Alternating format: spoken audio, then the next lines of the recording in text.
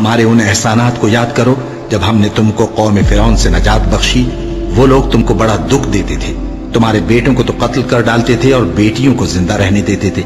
اور اس میں تمہارے پروردگار کی طرف سے بڑی سخت آزمائش تھی۔ اور جب ہم نے تمہارے لیے سمندر کو پھاڑ دیا، پھر تم کو تو نجات دی اور فرعون کی قوم کو غرق کر دیا،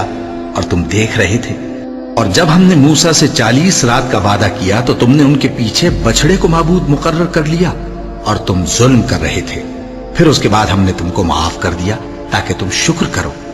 اور جب ہم نے موسیٰ کو کتاب اور معجزے عنایت کیے تاکہ تم ہدایت حاصل کرو۔ اور جب موسیٰ نے اپنی قوم کے لوگوں سے کہا کہ بھائیو، تم نے بچڑے کو معبود ٹھہرانے میں اپنی جانوں پر ظلم کیا ہے، تو اپنے پیدا کرنے والے کے آگے توبہ کرو، پھر اپنوں کو قتل کرو، تمہارے خالق کے نزدیک تمہارے حق میں یہی بہتر ہے۔ پھر اس نے تمہارا قصور معاف کر دیا، وہ بے شک بڑا معاف کرنے والا ہے، بڑا مہربان ہے۔ اور جب تم نے موسیٰ سے کہا کہ موسیٰ، جب تک ہم اللہ کو سامنے نہ دیکھ لیں گے تم پر ایمان نہیں لائیں گے، تو تم کو بجلی نے آ گھیرا اور تم دیکھ رہے تھے۔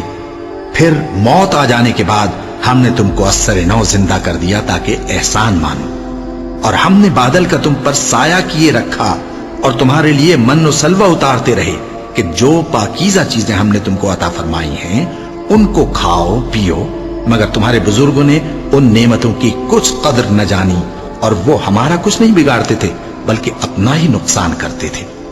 اور جب ہم نے ان سے کہا کہ اس گاؤں میں داخل ہو جاؤ اور اس میں جہاں سے چاہو خوب کھاؤ پیو، اور دیکھنا دروازے میں داخل ہونا سجدہ کرتے ہوئے اور حطوتن کہنا، ہم تمہارے گناہ معاف کر دیں گے اور نیکی کرنے والوں کو اور زیادہ دیں گے،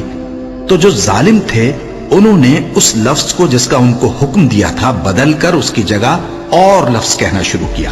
بس ہم نے ان ظالموں پر آسمان سے عذاب نازل کیا کیونکہ نافرمانیاں کیے جاتے تھے۔